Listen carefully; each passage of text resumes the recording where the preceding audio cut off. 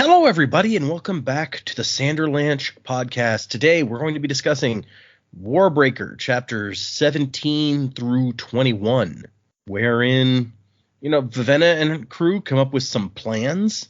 They're plotting and planning and such. Siri comes up with a plan of her own and puts on a bit of a show. Lightsong refuses to get out of bed. And then we have Vasher back and a little bit of the action that you guys were asking for so much last time. So I'm Data, and with me is Jamie, Jack, and Joe.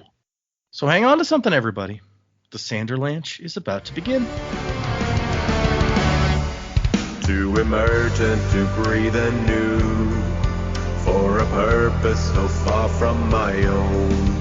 And this world I've awoken to seems familiar but somehow unknown. And the branches of gold on the skyline reach out to the sweep of the stars. The beginnings and endings of lifetimes, a guidance of light from afar. Down, down, down the... So yeah, before we get into it, I want to let everybody know we will not have a new episode for you all next week because I'm going to be on an Alaskan cruise and unable to record anything. So, sorry, nothing new next week. Come back the week after that for our continuing coverage of Warbreaker. But for now, we had some interesting stuff.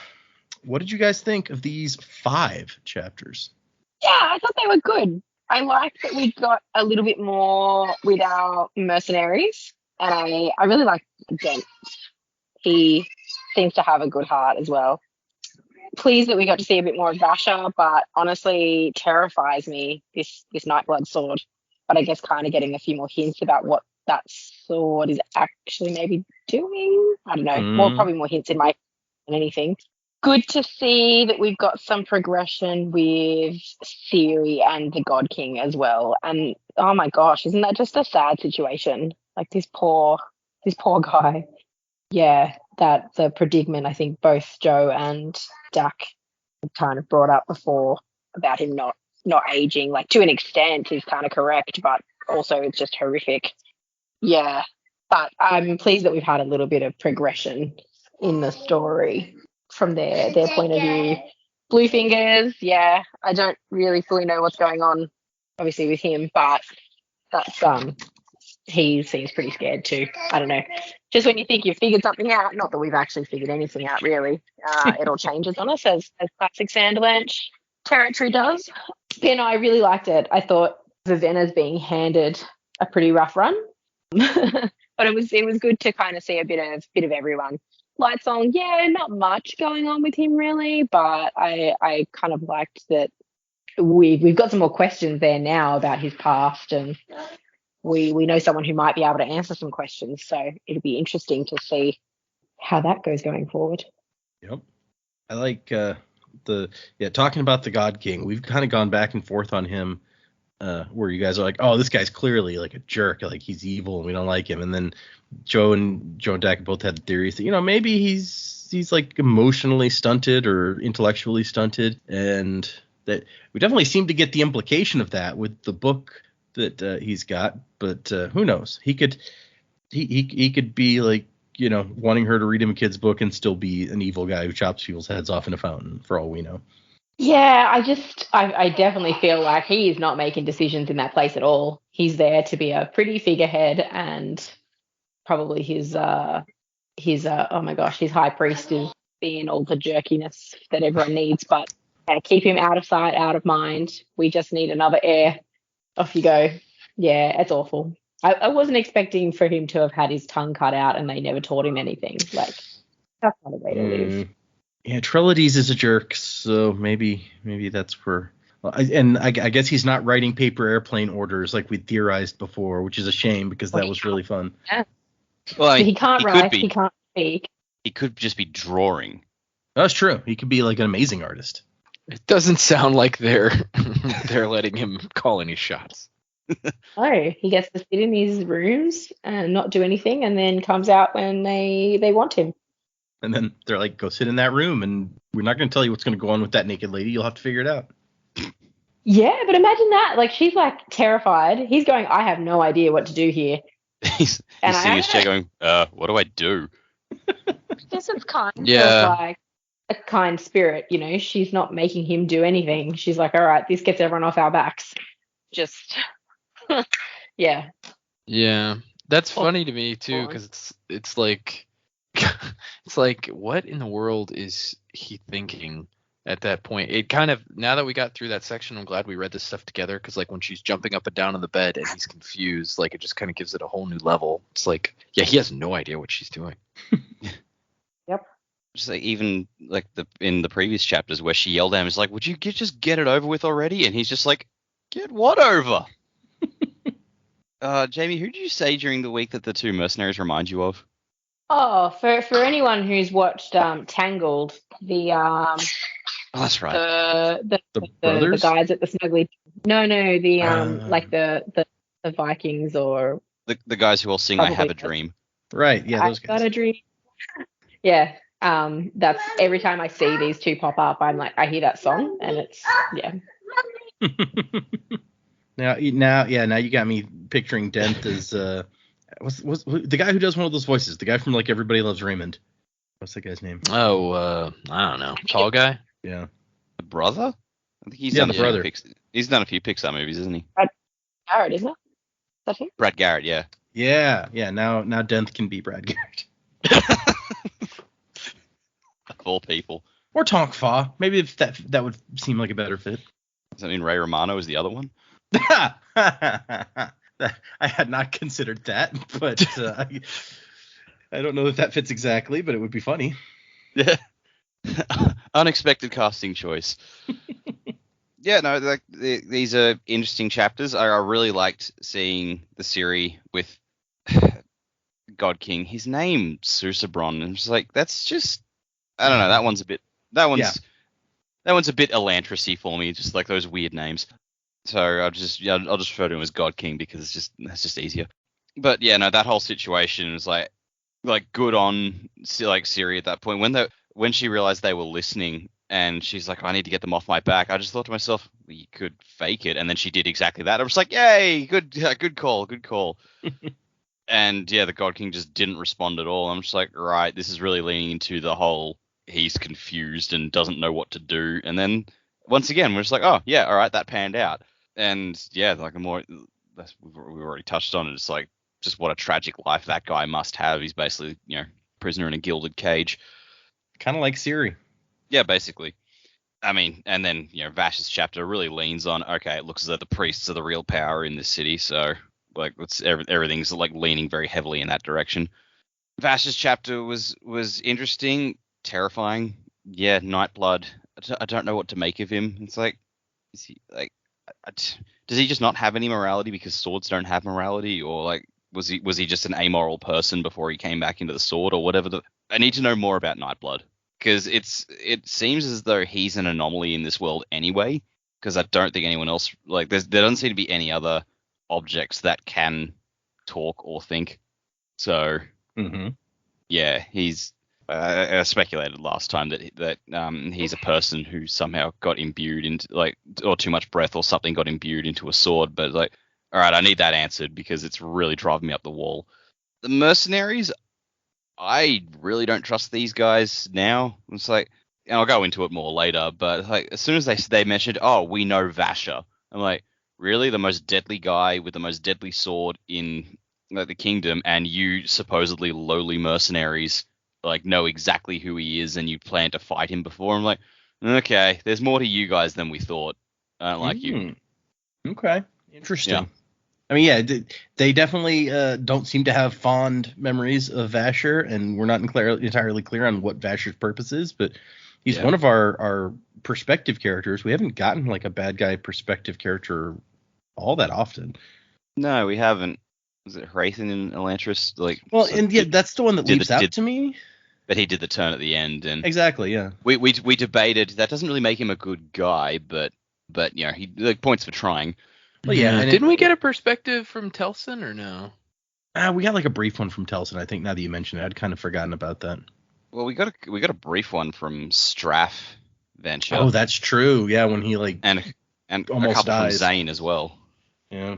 Because we heard God talking to Zane quite a bit. Yeah. Okay. So yeah, we've gotten some. Some, but not like main character heavy. Wraithen was the most, and then that didn't quite turn into full bad guy territory. So Yeah. Okay. Well, that's yeah. I guess we'll have to see. That's an interesting thought that it's like, they're against Vasher. Maybe we're gonna like Vasher. Maybe we're not gonna like Vasher. So maybe they're not as nice as we think. Although as they are repeatedly mentioning, they're just mercenaries. So they could be hired today to fight for somebody we hate, and tomorrow to fight for somebody we like, and they might just go for it. Yeah. These chapters were good. There were some things that I liked, some things that I didn't like as much. The Vivenna stuff, I get it. She's from this perspective that's everything's so alien to her, and she's like being basically forced to do all these things that are going directly against her religion, and it's making her uncomfortable. But I'm kind of getting annoyed with her. It's like, okay, you're here to do all this stuff. Like, yeah, maybe you don't need to listen to them 100%. Like these mercenaries that you just met, totally understand where you're coming from. But like you also have to accept that you don't know much of anything, especially because as much as she said she prepared, she herself in this section, it's like I was completely unprepared. Yeah. She's not nearly as prepared as she thought she was. No. All the Siri stuff is interesting. It is sad, as we've kind of already touched on. I did not expect her to fake having sex, so that was fun. Kind of interesting. And then yeah, the stuff with Susbron, that's sad. But yeah, we did kind of predict that. Obviously, they've kept him stunted for a reason. I didn't, even though I thought maybe that he wasn't fully educated or his learning was stunted, I did not expect the figurehead take on it. Like he's just a figurehead and the priests actually run the country. That was surprising to me. And so I wonder if there's, in a lot of fiction tropes or tropes in general with this kind of power structure, it's like it isn't actually just like the priesthood that's in charge. I wonder if there's like a one person who's in charge secretly. You see that a lot. I feel like it's like it actually all comes down to one person. It's not just like an organization. There's one person that's actually in charge. And so yeah, then we get more Vivenna stuff. And yeah, I'm with Dak. I don't think that the sword was a person. I think it was somehow imbued with breath that gave it, unlike the other inanimate objects, it gave it some kind of sentience. But yeah, I really want to know more about it. For example, the sword, or I guess we don't know this because we're not seeing inside other people's heads, but the sword's directly talking to Vasher in his mind. So I wonder if the connection is like so deep that Vasher somehow imbued it with sentience, or it may not be. Maybe he could really talk to anybody if he's close enough. Maybe he's actually the one like pulling people in. Like we see that guy pick up the sword because he's drawn into it. Maybe maybe the Nightblood is speaking to them in their minds, and they just don't know that's what it is because they're not used to it. But yeah, I definitely want to know more. Interested to know why there's a sub level in this God Palace, and so that's where we ended. So I'm excited to find out more. Yeah, you did say there was some action. This still wasn't, I feel like, enough. I feel like we really haven't seen Vasher cut loose at all. Even the stuff he did in this chapter was just kind of like he's got a goal. He's getting to the sub palace, so I'm ready for more. But yeah, no, overall, good stuff. Yeah, he's trying pretty intentionally here not to kill people, so it definitely doesn't seem like he's cutting loose. The sword would really like him to cut loose a little bit more. I feel like that's what we're waiting for. We're waiting for Nightblood to cut loose. Yeah, maybe. That could be some action. That would be, terrifying, but we've only kind of seen it peripherally. It's true. It would be pretty terrifying, I reckon. Just imagine some final battle, like, all these people going to war in the middle, and all of a sudden, right in the middle, this sword just pops fully out of the sheath. Everything starts going black. There's this miasma, and like tendrils of fog and smoke start spreading out. You just hear the Nightblood just go, finally. And then everyone starts screaming. And that'll be where Data cuts off the chapters for the week, and then we have to wait. Obviously. Okay. I guess let's get into... Oh, actually, before we get into this, I wanted to point out one thing that I don't know if you guys remember from the last book that we read. So when we Marisi visits the hideout, basically Moonlight takes her to their hideout, and they're getting the guns and the vials of whatever, the jars of stuff, and there's this locked, like a safe in the corner, and the lock on the door was an identity lock, which is what they told Marisi, and so Moonlight walks up and says a word to the lock, and it opens. And Marisi's like, "Oh, is this another identity lock?" And Moonlight says, "No, this is even more secure. It's a lock that is awake, capital A, and can tell from your intent if you've been given the passcode or if you've stolen it." Ooh. And she's like, "A lock that's awake? What the heck does that mean?" Mm. So as we're getting Didn't more think about information that. on Awakening, I thought yeah. I'd point back to that. I see. So you're just handing us the keys to the kingdom now, are you? I thought they weren't into the people on Nalthus, because in the epilogue they talk about how those idiots on Nalthus think they can get off the planet or whatever or something. They were very dismissive of the Nalthians. Yeah, it was in that same section actually. Is what they say is the perpendicularities were never good for mass transport or commerce, no matter how hard those fools on Nalthus try. So they can still like their magic system without thinking they've got any cred. Yeah, it sounds like the Nalthians are trying to run interstellar commerce, and they're like, it's not really useful. The perpendicularities aren't good for that. But anyway, so yes. One little piece I wanted to point back to before we move on, just as we're in the Vasher chapter, I feel like we get some interesting new details on Awakening, so I thought that would be a good time to point at that. We come in chapter 17. Vivenna has left the court of the gods, and she's kind of concerned about the stuff that she heard there, but not as concerned as she becomes when she gets back to Lemex's house and the front door is like broken, and it's like, oh no, was there an attack? And Deneth's like, oh no, and they get inside and like everything is broken. Furniture's ripped apart, holes in the walls, pictures are slashed and broken. Several of the steps have been broken, and Deneth's like, I mean, we said we were going to search the house. We figured we might as well do a good job. And they found a bunch of stuff. Papers, money, a bunch of money, 5,000, what do they call this? Marks. I don't know, we have no idea how much anything costs in marks at this point. But 5,000 of anything is usually a lot. Mail it to the Marx brothers. That's a different thing. I mean, 5,000 cents isn't really a lot. Yeah, okay, that's fair. She's like, did you have to break so much stuff? It's like, yeah, you'd be surprised where people hide things. Inside the front door? And I like Den's point where he's like, well, would you look there? It's like, no, of course not. Exactly. So it's a good hiding place then, isn't it? Yeah. Quit crapping on our hiding places. And he's like, we banged on it. We thought we heard a hollow space, so we had to check it out. Turned out that it was just a piece of different wood, but, And she's kind of shocked. They found these 5,000 marks, and they gave them to her. They didn't, take this big bag of money and run off. And Deneth is like, well, we did take some of it. We took 10 bits for lunch. Should be here any minute. I like how apparently there's kids who wander the streets, yelling out that they'll run to a restaurant and get you food for money. That's when you don't have phone calls for deliveries. That's what you get. Yeah. It's a good system. I mean, we saw it in Christmas Carol. He's like, boy, go get me the biggest goose. Oh, that's true. I mean, I just assumed that some kid's sitting around not doing anything. He's like, hey, I'll give you some money if you do something. And they're like, heck yeah, okay. Not as organized as this seems to be.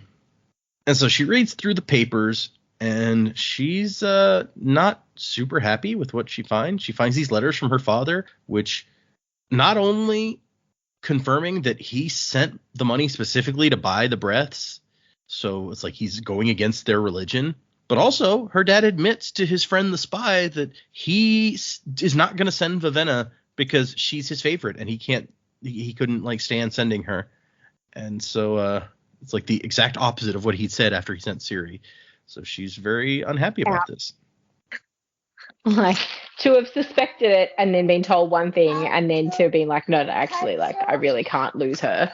That's the guilt that she must be feeling is awful. Yep, it's true. And more determined than ever to rescue her sister after that.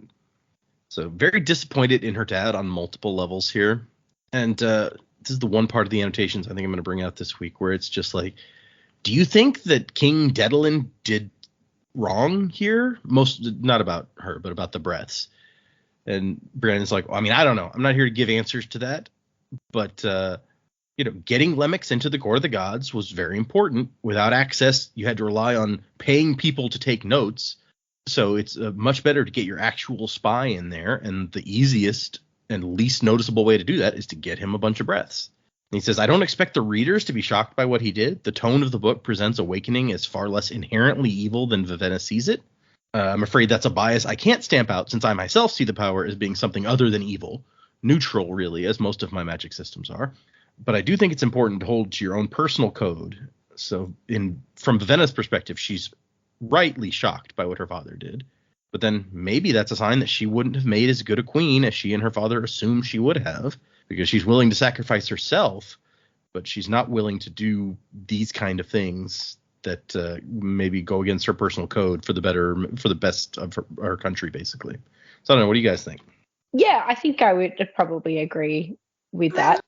She's very biased into how she is perceiving everything. So would that have clouded everything that she's done? Like, at least the king, while he might have his beliefs of what's not good and not right or anything like that, he understands that sometimes things have to be done and you might not be comfortable with them.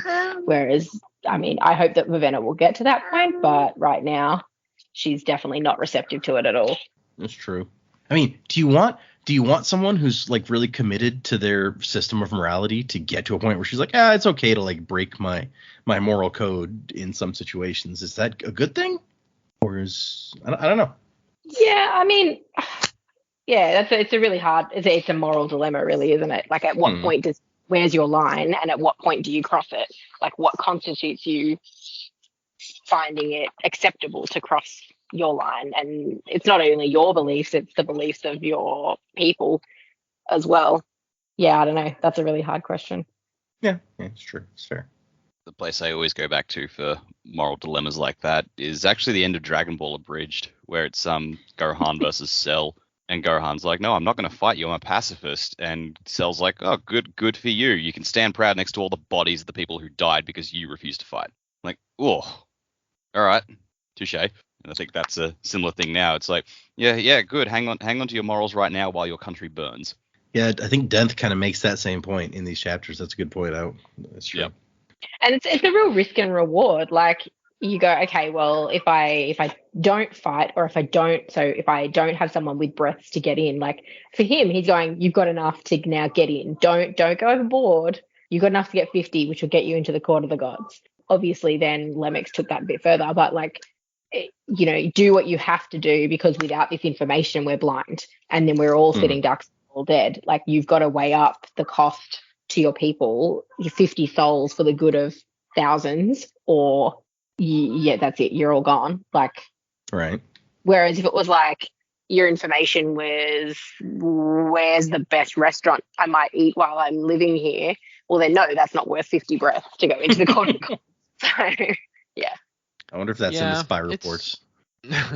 Yeah, again, it's like I can kind of understand, but again, it's like, she's really got to decide what's important, I guess, the most to her specifically. I mean, obviously, because it's her choice.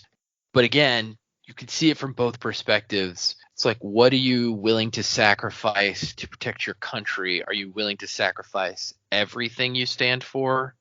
And so it's not an easy decision to make. And I think the fact that it's not an easy decision for this fictional character to make I feel like that's good writing.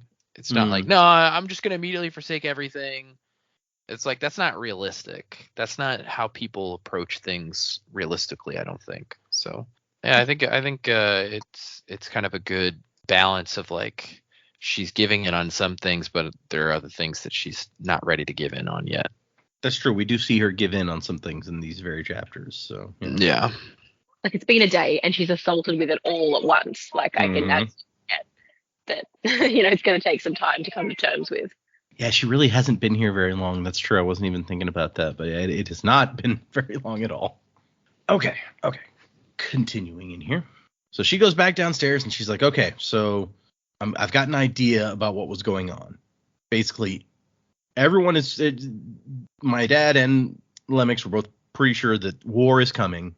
All of this money was sent for not really all of that, but there was a good chunk of this 5,000 that was sent specifically because Lemix came up with these ideas to sabotage the war effort. And as one of them points out, it's like, we can't stop the war, but we can make it a more even fight, basically. So that's what was going to go. That's what he was going to try to do here. And between what's in the letters and what Denth and Tonkfa have already been doing for Lemix, Denth is like, I think I can put together kind of the stuff that he was after, and I think that we can make some of this work. This includes maybe connecting with some of Var's rebellious, some of the people who were involved in that rebellion he was trying to start, because they could be useful in undermining things. They were already kind of working towards that. We also find out that the other member of the team is a woman named Jules, and she'll show up eventually. And then they're going to move out, because this place was known to Lemix's associates, and it's probably not a good idea to stay here. Also, we smashed up everything. Tonkfa ripped the mattresses into 5 pieces. He has a thing about mattresses. And Tonkfa's like, cheerfully, is like, and chairs, and tables, and doors, and walls, actually. Oh, and people. Tonkfa has a thing about things. We'll try not to break up the next place so badly. No promises, though. So then we cut to Siri, who's preparing for her next night. Here's Bluefingers again. And Siri is going over the stuff that she heard from Trellides, the stuff that she got from Lightsong. And she's just like, man, a lot of people are trying to push me around. What do I want? I'm not a seductress. I have no idea how to make the God King want me. So at first she's like, you know what? I'm just going to tell the God King. I'm going to explain all this to him and be like, you suck, and I don't want to do this anymore, and blah, blah, blah. And then she's kind of like, okay, maybe that's a little immature, and I should come at this a different way. Nah, Siri, go for it. It's fine. But what she really wants to know is, she's like, Bluefingers, do they really watch me every night? And Bluefingers indicates to her that they would never watch. I mean, the God King is the holiest of their deities. Seeing him nude, watching him with his wife, they wouldn't dare, but they aren't above listening. Which this is where the annotation I read last time was from, where it's like, yeah, Bluefinger says this, he doesn't know as much as he thinks he knows, because that first night they had, like, the guy under the bed and the guy in the secret hiding place or whatever. But after at least a night or so, they determined that she probably wasn't an assassin, so they could get by without hiding people to watch. Just imagining like these guards and stuff hiding under the bed, but they're still under the orders to not look at their god. So it's like the Monty Python, the Holy Grail thing. And it's like, what are you doing? I'm averting my eyes, oh Lord. Well, stop it. Stop it. But they've got a knife, and they imagine Siri is an assassin, so they're trying to stab her while blindfolded. Siri's looking at him. Well, she goes in there after having this weird conversation with Bluefingers. And she's like looking at the God King in the corner. And she's like, you know what? I'm not doing this shit anymore. Who was this man who could rule gods and bend light with his biochroma? Was he really just spoiled and indolent? And so she just kind of stares at him for a while. And then she takes a step forward. And it says he tensed. He didn't do anything. But he's like, he's kind of nervous by me approaching. This what? And so then she goes and she gets on the bed and thinks this is going to be exceptionally embarrassing. And then she starts, making an auditory performance for the people listening. And she's like, I don't know what sex is supposed to sound like, so I'm just going to take my best shot at it, and hopefully it'll be good enough. And she looks over while she's doing this at the God King, who is very confused, clearly, which she finds amusing. And then eventually she's like, okay, I'm done. And she just she goes to bed. Yeah, I was writing notes for this part. I said, Siri goes in and pretends to make love for the benefit of the listening priests. The God King is confused and slightly worried expression gives credence to my theory that he's simply underdeveloped. The best part is like, I don't know what this is supposed to sound like, so I'm going to give it my best guess. And the priests believe it, because they also don't know what it's supposed to sound like. Maybe. Yeah, wait, I don't think these priests are celibate specifically. We don't know. I guess that's true. Although I think it's mentioned that the gods have slept with some of their priests, what's her name? Yeah. Yeah. Blushweaver. Yeah, She's sleeping with all kinds of priests. But I think they're sleeping with their priests, and I think it's safe to assume the God King has not slept with any of his priests. Probably not. But so at the very least, she doesn't have to lie on the floor uncomfortably for most of the night. She gets to go to sleep in the bed right off the bat. So that we're already improving. And then we cut to the next morning. Lightsong did not get out of bed. So Lightsong has just decided that he's not going to do anything. He's starting to get involved in this politics stuff, and he doesn't like it. He's not getting out of bed. And Larimar has to come in, and it's like, okay, everybody leave. We're going to have a discussion. And Lightsong's like, I'm sick. You can't get sick, Your Grace. Lightsong gave a few weak coughs, to which Larimar just rolled his eyes. Come on, can't you play along just a bit, Scoot? And so, yeah, Lightsong is just, he's like, look, I'm not going to do anything, because if I do something, it'll just make stuff worse. And Larimar tries to, have that argument about, like, doing something is better than doing nothing. And Lightsong's like, no.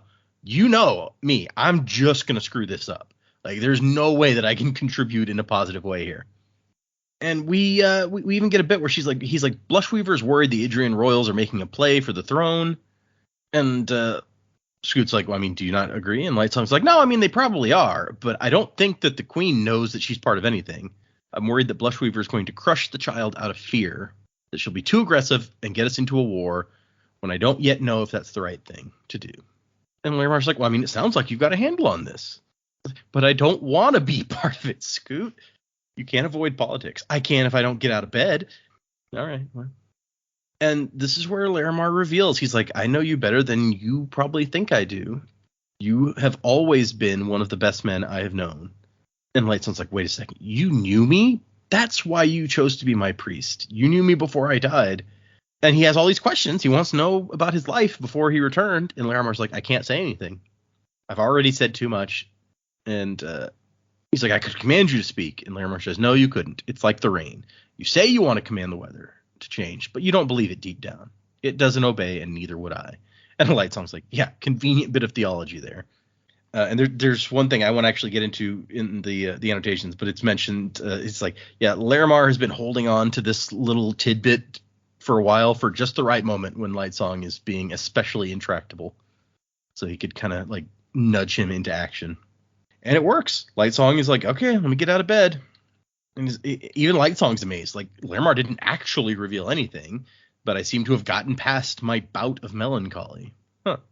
And Lightsong asks him for some advice. Like, what should I do about Blushweaver and the Queen? And Larimar's like, no, I can't tell you what to do.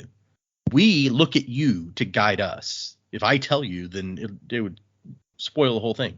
He says that all he can say is to do your best. And Lightsong's like, great. He didn't know what his best was. The truth was he'd never bothered to find out.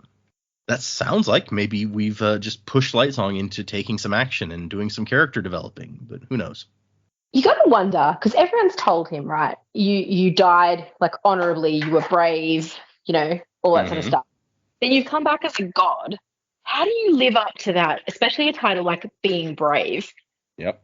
And so it doesn't, like, I imagine it would make you question absolutely everything that you do. You obviously don't know anything, and now he's just got that little word of hope from someone who knew him before, maybe someone who is trying to, give him this pep talk, realizes that he was actually brave.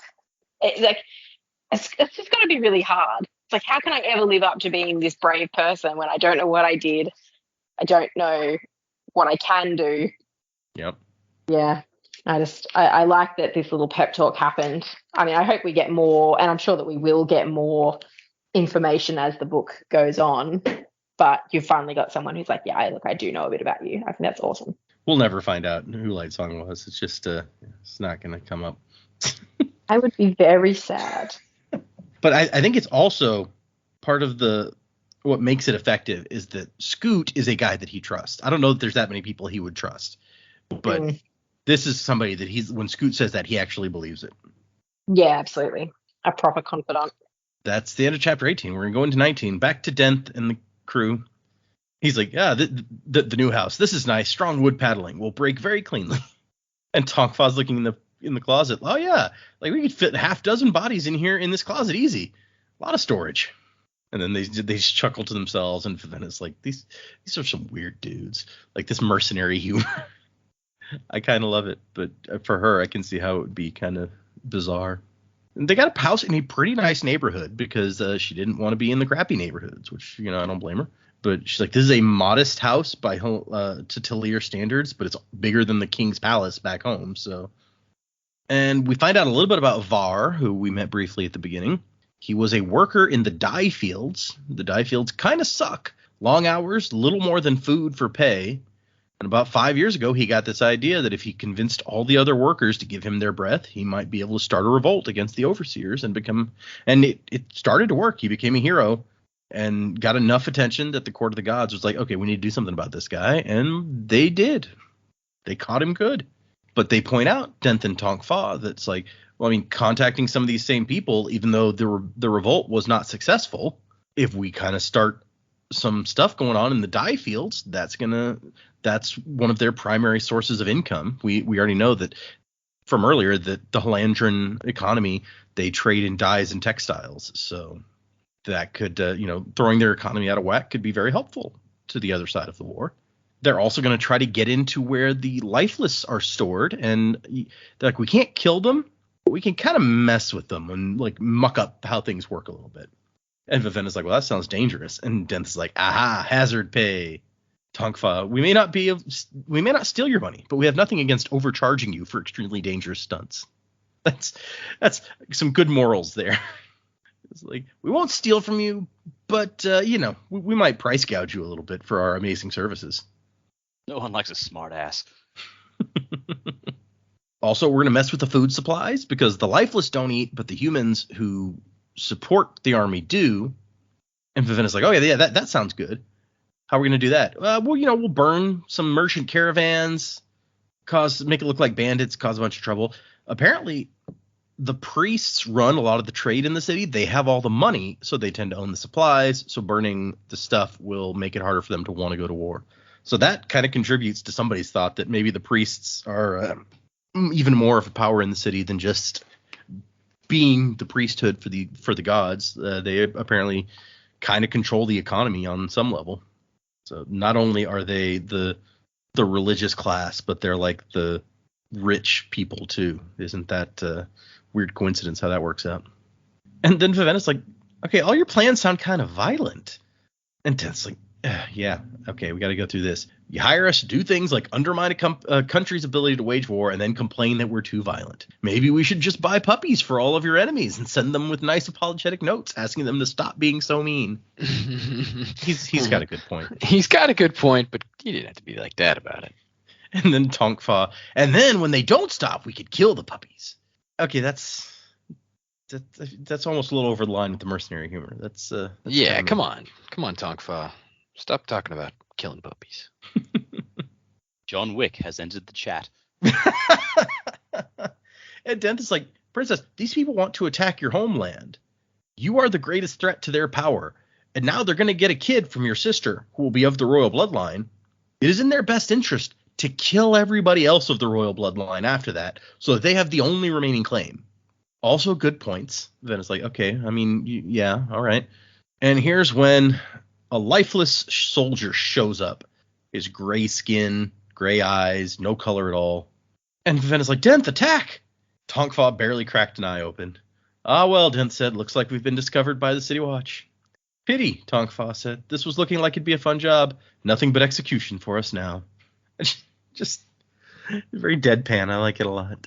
And it's like, oh, this is a joke. I get it. Did you like paint him gray or something? But no, it turns out this is an actual lifeless. And here comes Jules, who kind of he controls the lifeless for their crew. Mm. Yeah, imagine you're somebody whose like religion is against zombies, and a zombie walks through, and you're like, oh, that's basically a demon. That's our experience right now. Yep. Really, honestly, a good thing that Jules and Claude, I think is his name, were not around when Vivenna first met them at Lemix's house, because she might have just been like, nah, we're done. I'm not doing this. That had to have been by design. Oh, you think so? Like, they approached her. Like, Lemix knew all about it. He would have told them what to expect. Lemix 100% would have said to them, or they would have figured out, if you show up with a lifeless to when you first go in to try and communicate with the princess whose entire country hates lifeless, it's not going to work. Yeah. Anybody with half a brain would probably pick up on that. That's a fair point. Yeah. But what Jules brings is Denth. He's here in the city, and Denth doesn't even need to ask who. It's like, I owe that man a sword through the gut. And the woman's like, he killed Arsteel. What makes you think you can beat him? And Denth is like, I've always been the better swordsman. And she's like, well, Arsteel was good too, and now he's dead. Who's the woman? You employer. Hope she lives longer than the last one. Jules just does not give a shit about Vivenna very clearly in this scene. And so they have to, make introductions. This is Jules. This is Claude. She's like, where did that creature come from? And Claude? Made him from a dead body, obviously. I mean, I didn't do it myself. I paid somebody else to do it. but and Denth is like, yeah, it's useful to have a lifeless around. We've had this guy for a few months now. And she's like, you did not tell me about this? And Denth is like, I don't know, the topic didn't come up, They're pretty common around here. They're just tools. They're like swords. We're not going to destroy all of the lifeless in the city, just the ones being used by your enemies. Speaking of swords, Jules has brought several swords. Because apparently they were armed, but not with swords, because swords kind of stand out. As we've already learned, like Vasher is one of the only guys walking around with a sword in the city. So up till now, Tonkfa has been using a club, essentially. And Vivenna tries to be like, no, we don't need her. We don't need that lifeless. And Denth's like, yes, we do. You've brought a lot of biases into this city, princess. It's not my place to tell you what to do with them. I'm just your employee. But I will tell you, you don't know half the things that you think you do. Damn, man. They're really laying it on Front Street. I mean, it's not like he's wrong. We established that's already that she does not know most of the stuff she thinks she knows. And he's just like, okay, fine. You don't want Jules around? She's part of the crew. She's gone. We're all gone. We'll give you your money back. You can hire somebody else. And she's like, I thought you were my employee. And he's like, well, yeah, but I can quit whenever I want. So, and then he takes another tack where he's like, look, if you keep us around, it'll give you a chance to give us your view on things like lifeless and biochroma. Maybe you'll bring us around to your way of thinking. Because if you reject us because of our sins, aren't you being ostentatious? And don't the five visions have something to say about that? She's like, damn it, this guy knows my religion. And again, like, I think she even makes a point of it. It's like, why does he care? Just because the job needs to be finished and they didn't finish? I don't know. I feel like there's more at stake here for him. Yeah, that's the only explanation we get is I just don't like leaving things unfinished. Bullshit. And then he's like, oh, I have something else I want to talk to you about. You've got all these breaths. I know you don't agree with how they were obtained, but you could use them to help us. We could use an awakener backing us up if you just learn to use your breath. And she's like, no. I've made some allowances up till now. I am not going to awaken things. He's like, all right, you're the boss, just your kingdom. If we fail, the only thing I lose is an employer. Jules, on the other hand, is still concerned about Vasher. I don't like that he got here first, and reports say he has a bunch of breaths, fourth heightening at least, maybe fifth. I bet he got them from that rebel Var, which is really good guess, Jules. How do you even know that it's him? Denth says, and she's like, words all over. People being found slaughtered in alleyways, the wounds corrupted and black. Sightings of a powerful new awakener with a black-handled sword in a silver sheath. It's Tax, all right. Goes by a different name now, and Denth's like, yeah, Vasher, he's used it for a while. It's a joke on his part. We're not let in on the joke, apparently. The joke is it's a dumb name, just like Tax. Actually, Vasher's not bad, but yeah, Tax is dumb. Yeah, Vasher's a great name. Tax. Yeah. Tonkfa, then it's like, who is this we're talking about? And Tonkfa is like, oh yeah, he's bad trouble. Tax tends to leave a lot of bodies in his wake. Has strange motivations. Doesn't think like other people. Jules is like, he's interested in the war for some reason, Denth. And Denth's like, good, let him be. That'll just bring him across my path all the sooner. Tonkfa says that Tax or Vasher, whatever, he killed a good friend of ours over in Yarn Dread a couple months back. Denth used to have 4 people on his team. And Jules says, it shouldn't have happened. Arsteel was a brilliant duelist, almost as good as Denth. Vasher's never been able to beat either of them. Tonkfa's like, hey, he used that freaky sword of his. And Jules says, there was no blackness in the wounds. Tonkfa's like, he cut it out. He couldn't have beat Arsteel in a fair duel. It's not happening. So we know that Vasher's recently beaten a duelist who way more skilled than him, and we don't know how. So another mystery to add to the pile of surrounding Vasher. According to Denth, anyway. I mean, we don't really know that that's the case. That's a fair point. And Vivenna's like, oh yeah, I saw that guy yesterday. He was like watching me for some reason. And they're like, crap, Denth, he's been tailing your princess here. Denth's like, colors. There are no coincidences where this man is concerned, princess. If he's watching you, you can bet on the colors that he knows exactly who you are and where you came from, and he's probably planning to kill you. And then Tonkfa has a line I love where he's like, oh, don't worry, Vivenna. He wants to kill us too. At least you're in good company. Oh, thank you so much. That puts my mind at ease that we're all targets now. Exactly. Like, I feel much better now. Thank you, Tonkfa. We cut back to Siri, and for the first time, she's not worried. She's smiling to herself. Things are going okay. Haven't had to lie on the floor in days. She quite literally faked it till she maked it. No joke. Oh, poor Siri. And apparently word has gotten around the palace that things are going okay now. Yeah, people are banging. It's fine. Everything's fine. She should really be more upset that people are like gossiping about her sex life, but whatever. You know, she's the queen. What can you do? Yeah, I hear she moans real loud. Isn't that awesome? Bluefingers is like, she's like, I'm out of danger now, right? The priests are going to stop worrying about having an heir.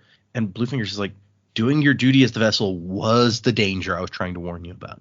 But he will not be any more specific than that. He's just like, you must not bear him a child. It is a danger to both yourself and the God King. Everything here is not what it appears to be. And she's like, everyone is saying that shit, but no one is giving me anything more specific. So you need to actually tell me something or quit, basically. And he's like, look, I'm putting my life in danger by saying as much as I've said. Just avoid giving the God King a child. If you want to know more than that, read your histories. Honestly, I would think you'd have come to all of this a little more prepared. Which that's true. She probably should have. And then he tells her that he's not going to be here anymore. She's figured out the whole going in and waiting for the God King on her own. So, yeah, doesn't need her anymore. You do your thing. And so then she goes. She's going to go do her thing again. And all of a sudden she looks up and there's the God King standing over her. And she screams. And he like pulls back a little bit like, wait, what? And she thinks, oh, my God, it's finally happening. He's coming for me. But no, it's like, oh, I'm sorry. You just startled me. He actually, she's like, he actually seems kind of threatened by me. And he starts to pull up his shirt. And that's when she's like, oh, no, it's happening. But no, he pulls a book out and he puts it on the bed and he kind of points at it. And it says, the title says it's a book of stories for children. And she's like, you want me to read this to you? And he nods. And she's like, it says stories for children. He's like, yeah. And so he's trying to indicate to her that he wants her to read in the book. He's like, I like turtles, except he doesn't say that because he can't. And she's like, why don't you just tell me? Why are you doing this weird like pantomime shit in the dark in the middle of the night? And he cocks his head and then opens his mouth and she sees that he has no tongue. There's a scar. Someone has removed, either accidentally or on purpose, removed his tongue. Why would someone remove the tongue of the king himself? Why did she think it could be an accident? You know, those accidents where you get your tongue ripped out. Happens all the time. Yeah. Happens to me almost on a weekly basis. In breaking news today, in the middle of winter, the God King has suffered a terrible incident involving a lamppost. Well, it was it was covered in ice, and I thought maybe it would be fun to put my tongue on it, but now I don't know. It's not as fun as I thought. He was watching a Christmas Story or whatever, and it just looked great. No, I mean, if he was watching A Christmas Story, he would have known not to do that. Well, he didn't watch the whole thing. He's a busy man, the God King. Yeah, so as soon as that scene came out, he's like, wait, that can happen? I want that to be me. Yeah. And she immediately comes to the conclusion that it has been done intentionally to prevent him from using all of this breath that he's been giving. Because to awaken things, you have to give a spoken command. Clearly, crisply, no slurring or mumbling, or you can't awaken things. So if he can't talk, he can't. Apparently, sign language does not work for awakening. You gotta say the stuff. And the thought that they've done this intentionally disturbs her so much that she gets a look on his face, and he's kind of like upset. It's like he looks suddenly ashamed, and she's like, "No, it's not. It's not because of it's. I was realizing why this was done to you, and that made me upset. I'm not." And she also realizes when he's trying to get her to read him the book that it's like, you can't read, can you? And he shakes his head. He's like, this is the thing that Bluefingers are scared of.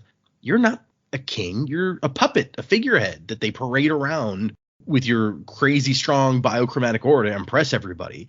But they took your tongue so you can't use it and never taught you to read so that you can't communicate with anyone else. Just so they could control you. No wonder Bluefingers is so scared. If they would do that to their own god, then the rest of us, like, what would they do to us? And then she says, she's like, points out the first letter of the first word and says, this is the letter Shosh. I can teach them all to you if you wish. And then the chapter ends, the priests were right to be worried. So go Siri. That was chapter 20. We get one more. We get Vasher, who's on top of the palace of the God King watching the sunset. And Nightblood says, dramatic. Vasher's like, the sunset? You can't even see it. But I can feel you seeing it. Crimson, like blood in the air. Yeah, that's a little bit disturbing. So the sword can't. Way to make a cool moment creepy, bro. Yeah, no joke. Just gotta calm down. Like his sword is insane. You need to chill out a little bit, sword, bro. Yeah, Just- well, Yeah, it like, actually turns out that like Ruin got reincarnated as Nightblood, and he's just like kill, kill, kill. it's about right. After he just murdered everything. This was the best day ever. So the sword can't see, but it's with its powerful twisted biochroma, it can sense life and people, and both were things that Nightblood had been created to protect. It was strange how easily and quickly protection could turn to destruction. So he can't see, but he can sense things around him. It's the Daredevil sword. Yeah, okay. Put a little mask on him. I'll go with it. Oh. It's just a disappointed sigh from Joe. Yeah, Vasher started- Daredevil sword. No, it's just me just being disappointed at the Daredevil sword. We get some more awakening from Vasher. He awakens his pants and says, "Strengthen me." Yeah. Nah, you know what? I'm not gonna make that joke. It's too easy. So that joke, I think we all thought it. That word. Oh, okay, good. Good. I'm glad I wasn't the Yeah. only one. Okay, yeah. So Vasher puts a hand on the shoulder of his shirt and says, "Upon call, become my fingers and grip." And so his shirt has like tassels at the end that curl up to be like fingers. It was a difficult command, and it required far more breath to awaken than he would have liked. It had taken a lot of practice to perfect, but the finger tassels were worth it. They had proven very useful, and he was loath to engage in the night's activities without them. So I said there was only one, but there's actually one more bit that I want to bring out from the annotations, where Brandon mentions that in the original way that he wrote the book, with Awakening, the command, the more complex the command was, the more words it took, basically. You had to have a very long, intricate series of commands to get something complex accomplished. But it ended up feeling just really bulky. And also, if you're trying to use Awakening in battle, having to spout off several paragraphs real quick, probably difficult. So he revised it so that it's more about your focus and what you can visualize wanting the command to do. And the words are still important, but the real trick is to get the right mental picture. And so a command like grab things, or if you go back to the beginning of the book, a command like get keys, or whatever he told the straw man to do, are actually very complicated commands that come across very simply, but that are like difficult to use and master. And so, yes, as he's been awakening things, you have to remove color from something we established before. He's on top of the God King's black palace, and he's left a couple of big gray areas on the stone from where he's used the black color to awaken. And he smiles, thinking of how pissed off the priests will be when they find this. That is kind of rude to do to the God King's palace. Colorless floor? Who's been screwing with this thing? I mean, it sounds like the king's not really going to care. It's more to anger the priests. Yeah. I mean, Vasher seems like he hates the priests most of all, so. And so he like stands up and just jumps off. But like the awakened clothing, his pants and stuff, it helps absorb the impact of like long jumps and things. So, and he starts to try to sneak. And Nightblood's like, "Sneaking, Vasher, you're terrible at sneaking. You should attack. You're good at that. You just want to prove how strong you are," Vasher thought. And the sword's like, "Well, yeah. I mean, but you have to admit you're bad at sneaking. Just saying. Putting it out there." And then Nightblood's even like, "Are you sure about this information? Because really, I don't trust priests." And Vasher says that he didn't get his information from a priest. I guess that makes it better. But he was warned to stay away from the palaces of influential gods like Blushweaver and Stillmark. But if you go like for lesser gods like Gift Beacon or Peace Yearning, you won't get what you want. So he's chosen Mercy Star, a return known for her involvement in politics, but not all that influential. And there's guards outside, but they're not armed guards because no one's going to attack one of the gods' homes in the middle of the court of the gods where people have trouble getting in the first place.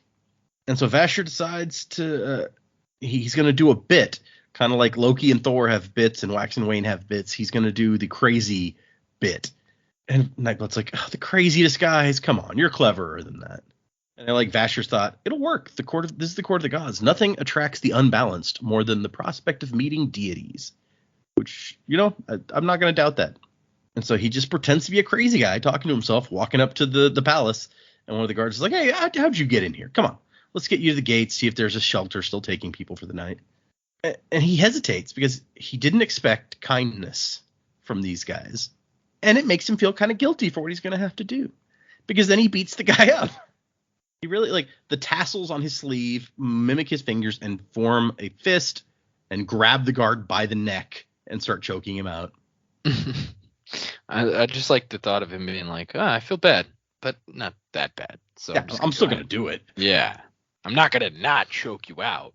But And then the other guy, before he can even react, Vasher pulls Nightblood, not out of the sheath, but just out from under his cloak and bashes the guy in the stomach with it, knocks him down, and then steps on his neck. And he just chokes them both out that way. And Nightblood's like, you didn't use me much. You could have used me. I'm better than a shirt. I'm a sword. I would have killed them. Look, they're still breathing. Stupid shirt. I love stupid shirt. It's one of my favorite lines. Nightblood is crazy. Vasher's like, no, we don't want to kill them. Corpses cause more trouble than men who get knocked out. I could knock people out. yeah, he's so annoyed. He's just like, come on. And then as Vasher walks into the palace, he starts pulling the rope from his waist that he uses as a belt. And Nightblood's like, belts are stupid too. And then here come 4 servants. What's he got against belts? He wants Vasher to use him, not belts and shirts. Yeah, but I don't know, just the petulant way he said it. Yeah, because that's what you really want in your, like, crazy powerful murder sword, is that he's also, like, very petulant and kind of immature, right? Yeah. I mean, that's probably why he's a crazy murder sword. Yeah. Why didn't you use me? I like to be used. You killed people last time. I want to kill people again. I'd do it better. So much better. Come on. I do like the picture of, like, as these servants walk around the corner, Vasher awakens the rope and says, hold things, and just throws it. And the rope starts wrapping a dude up. I think that could look really cool in, like, a visual medium. Like, they made a movie of this. What I was thinking is like, so that's the level of control you have. If someone with awakening power got a hold of a mist cloak, like, they could go full Dr. Octopus with that thing. Oh, it's true. Yeah, I like that idea. Yeah. Yeah, that's the kind of interstellar commerce we really need to see. Yep. Mistborn cloaks and awakening. Yeah, I'm for it. Like, people are attacking you from all sides, and your cloak's just like, nah, block. Yep. Choke out. But Vasher whips Nightblood out, and the sword's like, yes! And then he just throws the sword at them. Two of the servants take off running. One of them is transfixed by the sword. And so he has to take care of the guy who's got the rope, make sure the rope gets him good. And then he has to knock down the guy who's going after Nightblood. The guy's starting to open Nightblood. Fluid like smoke begins to stream out. Tendrils snaking up his arm, drawing the color from his skin. It's very disturbing. But before anything too bad can happen, Vasher knocks the guy out and puts the sword away. You didn't let me kill him, Nightblood said, annoyed. And 2 ran away from me. That's not right. And Vasher's like, you cannot tempt the hearts of men who are pure, Nightblood. So there's an interesting little tidbit. He's the opposite of Quinton, or Flying Nimbus, as people in English. Oh, yeah, interesting parallel. That's true. And as more people are coming, Nightblood's just like, I told you you're not sneaky. And Vasher's like, shut up. And then he pulls out of a pouch a dead squirrel, which Nightblood says, yuck, and I agree with him. But we get to see the creation of a lifeless. Not like a human lifeless, but a squirrel lifeless. Awaken to my breath, serve my needs, live at my command and my word. Fallen rope. So basically, when you awaken them, you imprint them with this command phrase, and that command phrase allows you to give them orders, but does not leave them open to take orders from everybody who doesn't know the command phrase. So it's very useful. I feel like this is a sort of thing. I always felt that zombie movies don't quite, like, there's a whole level of things they don't quite tap into, because they always go with human zombies, but I think an animal zombie would be way more terrifying, even if it's like a zombie squirrel, because you don't see that thing coming. It's true. Yeah, it's like that's what Pet Sematary basically was, right? It's true. Yeah. Or zombie T-Rex, you know.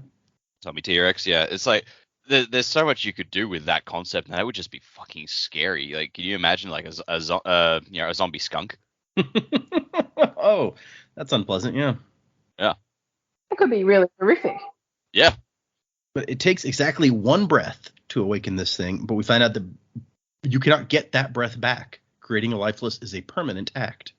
And the color for that awakening comes from the body itself that is being awakened. That's why human lifeless that we've seen are all gray.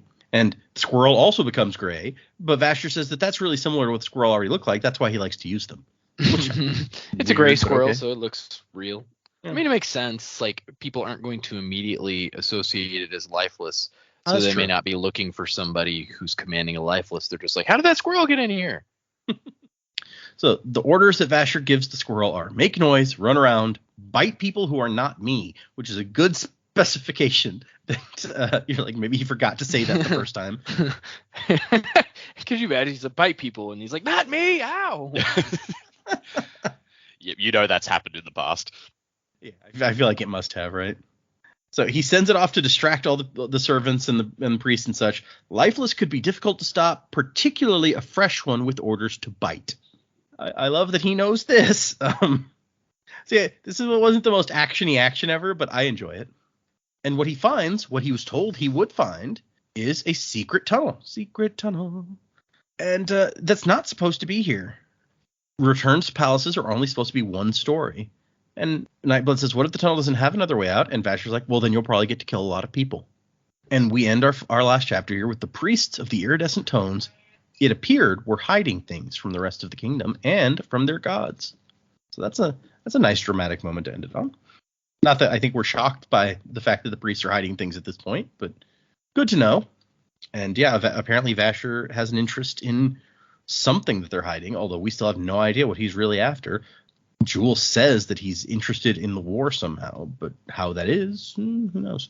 If she even knows what she's talking about, honestly.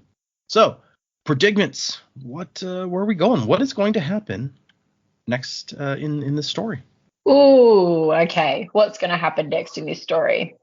I don't know necessarily what we're going to do with Vivenna yet. I feel like we're probably still going to have some planning kind of phase now that Jules is back with the crew as well. They've got to work out a bit of an action plan there. I'm hoping that we see a little bit more with Lightsong. He has to go and assess some more paintings. They made a comment about, or he made a comment that he had another dream as well. So we might get a little bit more into that next time. The stuff with Vash is really interesting. I hope that it leads us, I guess, back to kind of the mercenary crew, but I feel like with where he's trying to get into at the moment, we're probably more likely to see him come up against another god. I wonder if Lightsong's death has got something to do with the sword, with blood. Yeah, I don't know. I mean, I feel like that would be pretty brave, fighting against this ungodly sword. I don't know. Yeah, maybe that's got something to do with that. I think that would be really interesting. I feel like Siri and the God King will probably work on their relationship a little bit. She'll teach him sort of what she knows. You know, if he really is such a blank slate, it might be interesting that she can teach him some of the ways. But like now it's going to be, they're going to have to go through this charade and keep it all hidden. And she knows people are listening. So how much can you teach the God King about things that he's not supposed to know about while everyone's listening? So I think that'll be interesting to watch that unfold. You talked about at the beginning of the episode the command that was given in Lost Metal to awaken the lock, or because it had been awoken. So you can obviously awaken inanimate objects, which we know because you can make your pants strong and all that sort of stuff. Right.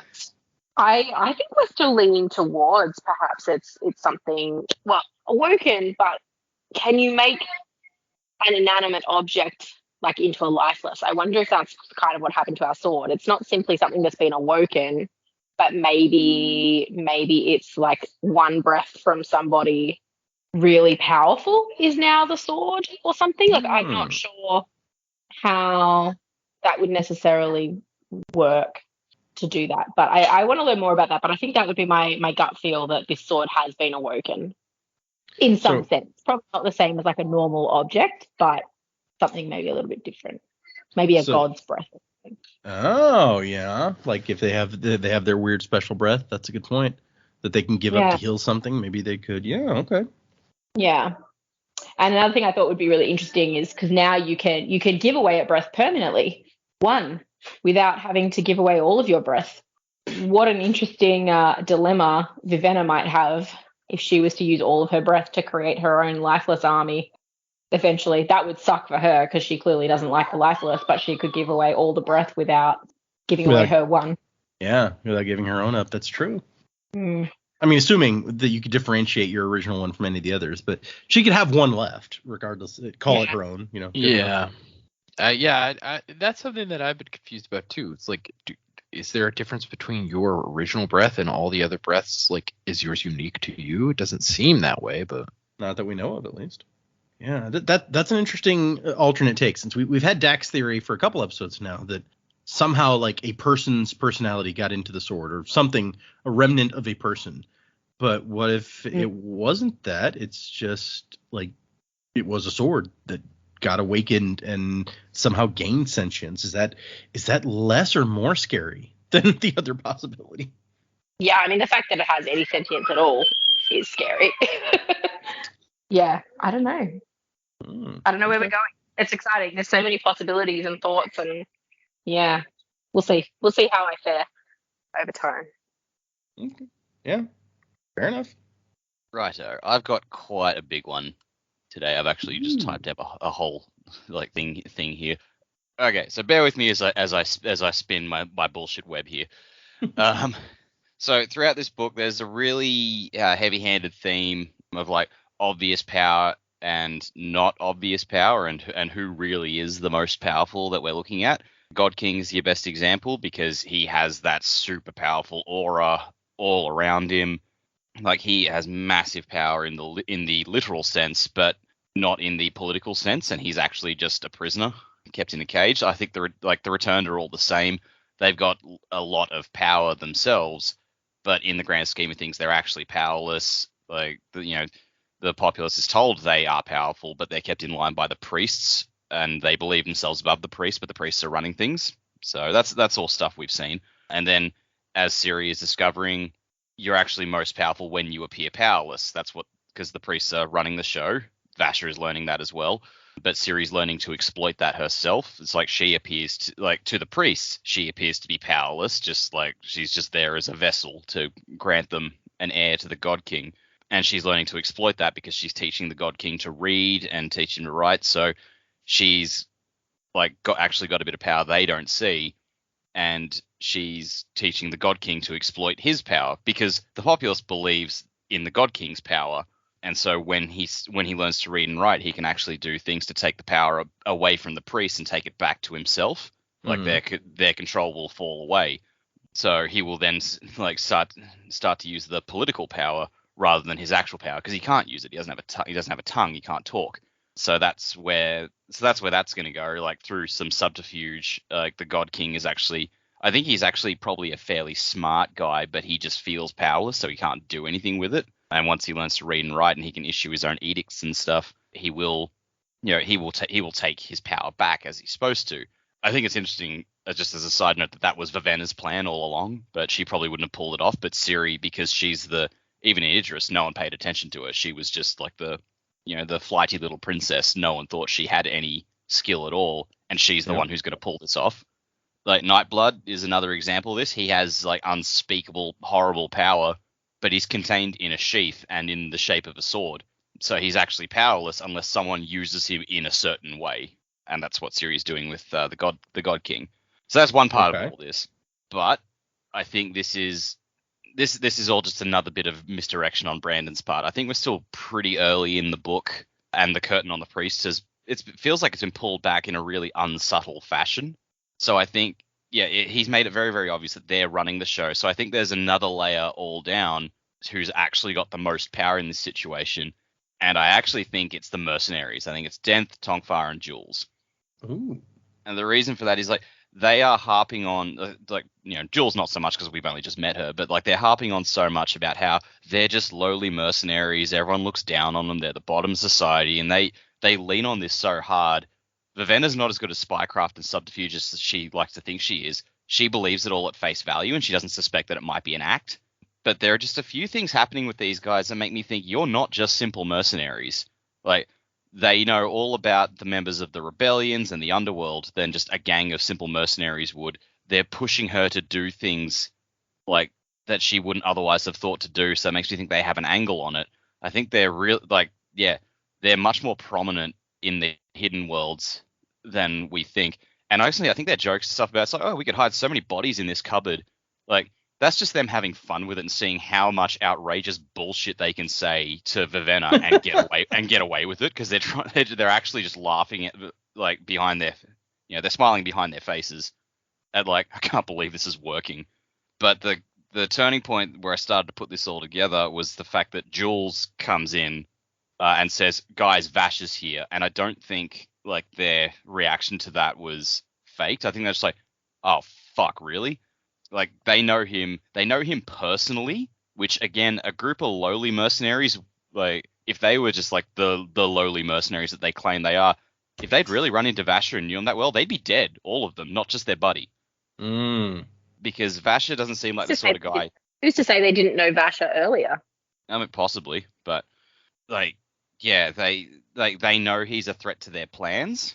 Whatever they're using Vivenna for, they know Vasher could fuck it up.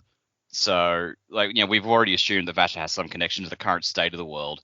And so I think if they're so closely tied to him, then they're probably also connected to it. And they know that he is the ultimate spanner in their plans. I think part of this as well, like we talked about it, they never intended for Vivenna to meet Claude because they knew that would be a hard sell for her. But when Jules finds out that Vasher is in town, she's like, guys, we can't wait. You need to know this right now because we're in trouble. So she had to just take that risk. Interesting. Okay.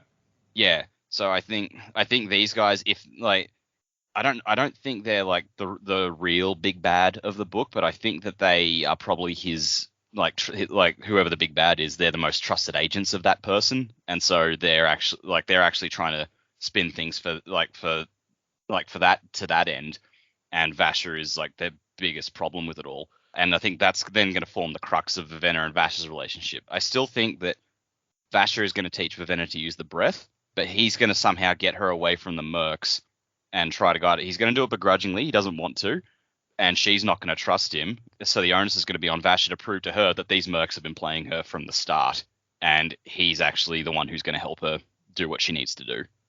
Okay. So if there's if there's somebody behind this, whoever it is, these guys are working for them. Okay, I'm following you. What is the plan? What is the big bad trying to accomplish? All right. I think it's Bluefingers. Oh. Okay. All right. I think is it Khan Pal? They're Pan Call are the Pan Call, yeah. The race or country or whatever it is, yeah.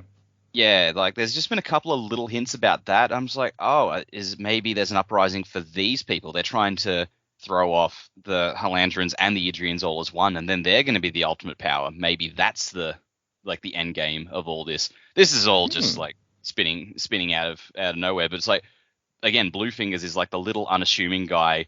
Siri seems to trust him, and like no one really seems to like. He has access to a lot of things. He seems to have a fear for his life, but I think he's got more power than he lets on as well. So maybe in the end, this is all on him. And like these mercs are his trusted agents who are out to help them bring down both Halandrin and make sure the Idrians can't actually take the place back. Okay. I like this idea that our scribe friend is a secret bad guy. It was about time we had a good secret bad guy prediction going on. So honestly, that was all an afterthought. The main thing is about the mercs for this. Yeah, that's my thing here. We did have the one line of her being like, "Oh, you pan caller just like Halandrin, right?" And he's kind of offended by that. So okay, I kind of see that there's a little bit of support there. I like that. Okay, yeah, I'm following. But yeah, like the main thing is like the mercenaries. They're harping on so much, like, we're just mercenaries, princess. Don't worry about us. All right, it's an act. you guys are up to something else. Oh, but then all their jokes are not real funny jokes. I don't like that. They actually like killing. Yeah. I like stealing. I mean, Tonk 5, like I like cutting off toes. Ha ha ha. Ha ha ha. I mean, I do, but Yeah, I like that reads real different if that's not. I like where Dak's going with that, and it does bring up a good point that I wanted to add to his point. It's like we don't know a ton about Vasher yet, but he seems like pretty badass dude. And these guys are convinced they're better swordsmen, or at least Denth is. Like that's not simple mercenary talk. And why would they even be acquainted with Vasher? He doesn't seem like the kind of dude that just hangs out with mercenaries. But maybe I'm wrong. He's not a sociable guy. Yeah, it doesn't seem like it. He doesn't seem very social. That's true. Although, like the one sword that we've seen him with, he doesn't use in like a sword fighting way that we see. So maybe he's not good with sword. I'm a better swordsman. I just don't have a magic sword. Yeah, it's true. Yeah, I like both the perspectives we've heard. Dax especially. Yeah, there's obviously something going on with these mercenary guys. So I thought they might be on, like, my theory was actually going the opposite way, that they might be good guys, but now that we're talking about it, I like Dak's theory more, is that they're actually, like, they at least have their own agenda. Let's put it that way. Even if they're not, like, evil dudes, I think they've definitely got their own agenda, and it may not line up at all with Vivenna's agenda. It may just be more that they're using her as a tool to kind of, or even a guise to get what they want accomplished. Which begs the question, like, were they using Lemix, or when they knew the princess was coming, did they poison Lemix, or, and this nurse person that they said didn't really know Lemix? Like, how if we can't trust anything they've actually said, then yeah, it kind of makes you wonder how much manipulation behind the scenes that they've done here, if that is the case. So yeah, cool idea. Yeah, I'm with Dak. I feel like they at least definitely have their own agenda, even if they're not part of the big bad. They've got something else going on that they're trying to get accomplished. So we've got that piece. The Siri Suspron thing, I think they're gonna become kind of partners in crime, even if they don't necessarily become lovers. Although there have been some hints, especially in this section, where she keeps talking about how attractive he is. So they may actually become lovers. I don't know. But I feel like there's been a couple of sections that kind of hint that she actually does find him attractive. And so we've got that piece, but they're going to become buds. She's going to teach him, and they're probably going to form their own plots, and hopefully in such a way that they'll be able to get some stuff done that they, that maybe they'll be able to get a foothold in the palace, which, as we know in Brandon Sanderson books, will probably go horribly wrong for them at some point. So we've got that to look forward to, some drama, some stakes. I got to be honest, I'm not really even that interested in the Lightsong Larimar knew him before stuff. I'm not really that interested yet. Maybe it'll pique my interest later, but I'm really not that interested. I'm still the most interested in Vasher. He's obviously the one who's been displaying the awakening power the most, and I want to know more about what he's got going on. If he's now somehow in the sub-level of the gods, he's trying to uncover something or find some kind of object or item or something of value, information, whatever that is. I think his plans are going to be the most, not nefarious, but the most interesting. So I'm more looking forward to whatever he's got going on. All right, that's fair. I mean, there's definitely a lot of mystery there, and I think we're encouraged to be interested in like, what the heck is he up to? Why is he doing what he's doing? Especially now that we've got not only his stuff, but we've got the mercenaries kind of vouching for this. This is an interesting guy. Look at this guy, freaking Vasher, taking all the attention with his magic sword. Backing on to Dak's theory, I've just been thinking, this is dangerous, you shouldn't let me think. But anyway. So we think the mercenaries are bad. What if the mercenaries aren't all on the same side? So what if Dent actually killed their friends because they were equally skilled swordsmen, which then takes into account why there was no black around the wound because it wasn't Nightblood that was involved and they weren't equally matched. And so then Denth is playing a bigger game than the rest of them are. Oh, Interesting. so he could be running some sort of con on his own people. That's interesting. So they're making it out that Vasher is awful because we've already seen Vasher kind of hold back. It's like you can't corrupt people like that are good. Yeah. So Nightblood won't always be able to do what he needs to do, although like Nightblood will kill, obviously, but he already is showing restraint with Nightblood. Like unless the fourth member of this crew did something really horrible, I can't imagine from what we've seen so far that Vasher would be like, kill. Like it's possible, but I reckon if you were going to put anyone there with an alternative agenda, it's probably him. He's also just had this really, I think it was Denth or Tonks, one of them who had the really heartfelt conversation with Vivenna as well. You know, that could be a secret bad guy waiting to happen. Yeah. It's true. Yeah. That's actually a good point. I'm trying to decide if I like that better or more than Dak's idea where they're all in it together, because there's, one way Vivenna ends up feeling betrayed, but the other way there's like a bunch of people end up feeling betrayed. That's potentially more dramatic and interesting. I kind of like that. Claude's sad. It's like, holy shit, he could talk. Yeah, who knew? I don't know if we've established whether lifeless can talk or not. We know they can bite. That's for sure. Okay, let's these are some very deep and interesting takes that we've had this time. I like all of this. Okay, we'll see where it goes. In the meantime, for next time, we got a really long chapter coming up as the next chapter. Remember, we're not going to have an episode next week, so this will be for the week after next. But we're reading 2 chapters for next time, 22 and 23, because chapter 22 is quite lengthy. But until then, we've got a new patron, a couple emails. Let's hit this stuff. On our Patreon page, where you can find all sorts of interesting things, like my reaction to the new books as I read them. We've the first part of the first chapter in the saga of the Possum Hunters is up there if you want to check it out. And we've got unboxings of the various Year of Sanderson boxes that I'm in on. All that, I was going to say all that and more, but no, pretty much just that on our Patreon. I was about to say. If that sounds interesting. No, that's it. Yeah.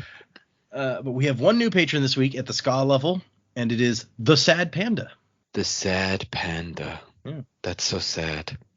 That all right, makes me a sad panda. Yeah, Sad Panda. All right, Sad Panda, you are a brute. You store physical strength. That's why Don't you're be so sad. sad. Yeah. You're strong. Don't be sad. We know why you're sad. Oh, full circle. Wow, that's creepy. Is that what had to say it? Yeah, we know why you're sad. It's because you're listening to this podcast. So, okay. Thank you to all of our patrons. We appreciate you guys. You're awesome. In the meantime, hold on. What emails do we have? We got a couple emails that I was going to read this week. The first one is from Ryan/Turtlebear on the Discord, they say. The title is Wider Theories. Hello, Data, Jamie, Dak, and Condra Joe, because he can spot a Condra from 300 pages and may actually be a Condra. It's true. I maybe made a goop. You don't know. I am nearly caught up to you. Are Candra's good at spotting other Candras? I guess we don't know anyone who's honestly tried, I don't think. Because the one time that a Condra was trying to help Vin find another Condra, it was that Condra all along. Yeah, so, it was. It was. Oh, I guess Meilon tried to help Wax along. figure out like where Bleeder was, and I don't know that she was particularly good at it. I mean, yeah, like if you want to go that way, I think the person who spotted Candras all along was actually Wayne, because he picked Gorgolin. That's true. He's good at that. Ryan says, I'm nearly caught up to you. I've almost finished with your Lost Metal series. It was a great book. I really enjoyed the connections to the Cosmere, though I read it so fast I missed some on my way through it. Your podcast has been great. I love listening to the first-time readers experience the Cosmere. I'm looking forward to you reaching Stormlight Archive. I was wondering if you guys have any wider theories for the Cosmere at large now that you're a little deeper in. For example, do you have any theories about autonomy? If they had a home system? If so, which one? Regarding Era 3 of Mistborn, how do you think the metallic arts might be used in the space age? Actually, that'll be Era 4 at this point. But will cadmium become more important? Slowing time in a spaceship for space travel, maybe? Maybe I will hear more of your theories after I finish your epilogue episode, but I wanted to write while thinking about it. Hearing the kids in the background makes me look for my own 2-year-old, wondering if she's up to something. Thanks for a great show, and enjoy the journey, wasing to the time of next. I like that cadmium space travel idea. That's great. Yeah, it's a cool idea. I think, what is it, Data? It's been said that it's going to be like 1980s style technology. Yeah, for the next era, yeah. Yeah. So my thought was maybe it's going to be like a complete departure from like adventure and more like a thrilling, like corporate scheme, like A Grisham novel? Yeah, like a suspenseful corporate scheme thrilling novel, something like that. That'd be interesting. Be an interesting change. And that would be different. I feel like there'd be a lot more focus on like soothing writing, like the more subtle arts. Of course, if aluminum has become plentiful and everyone's got like aluminum lined hats, maybe that wouldn't be as relevant. Maybe not, but have we Duralumin? Can it break through an aluminum? Like if you use Duralumin to like soothe, could it break through an aluminum lined hat? Or well, you'd have to be a Mistborn to use Duralumin to increase your soothing, and I don't think that we've seen a Mistborn try it since that's correct. I'd forgotten about that. Unless you're heme allergic yourself. Unless you're heme allergic, yeah, that's true. Yep. Or maybe you could get a medallion that could let you do it. Sure. Yeah.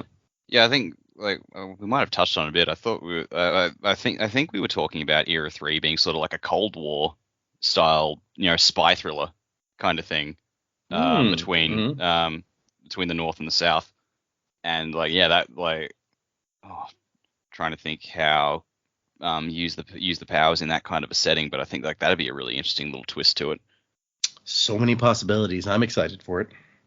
Yeah, I do like the idea of a spy thriller. That would be fun. Otherwise, like if you're looking, I think I heard something about 1980s technology. If you were looking at that sort of thing, maybe you'd have like one of those bad like 80s medical dramas. An ER. Yeah. Well, I mean, if they haven't discovered anesthetic yet, then maybe soothing would be really good for while someone's undergoing an operation. Interesting. Yeah, it could be. So we're losing a doctor. 10 more cc's of soothing. The soother's just a dude sitting on a stool in the corner. It's like, all right, I'm on it. But the other part of the question was, do you have any theories about the Cosmere at large? I mean, they specifically asked, do you have any theories about autonomy and if she has a home system? But we've kind of already they're only up to the Lost Metal. They haven't made it to White Sand yet, so they didn't see us talk about that. But yeah, any other wider Cosmere at large theories that you guys have? The one that I've been nursing on for a long time is just that like the 16 shards came from a giant space dragon. That's like the thing I've been working on for a long time. So I think there's like, crazy magical space dragons. Sure, as you do. I think we talked about that at some like way back when. It's like, okay, so that's roughly what happened, and then how Hoyd fits into it specifically. It's like, is he trying to gain all the powers himself, and then is his plan to become the next space dragon or something? Yeah, go ahead. Maybe Hoyd was the space dragon, and that there was no proper death of the space dragon, and now he's just trying to collect all his powers back up. Oh, that's cool. I like that. Yeah, that's a cool idea. I often think that maybe because Hoyd, is in so much of the lore and he's around all the time, I often wonder like if they do finally like, okay, we're going to end the Cosmere and this is going to be the culmination of everything, if he'll be like the main character of that story. I think Brandon has said that one of the later, if not like last ones, will be like the space age Mistborn era. And I want to say that one question about it, Brandon has said that Hoyd will be a major character in that. So like era 4 at this point, assuming he doesn't do something else in between 3 and 4. Yeah. And of course, the prequel books, the Dragonsteel books, he will be a major character in because it'll be telling his story on some level.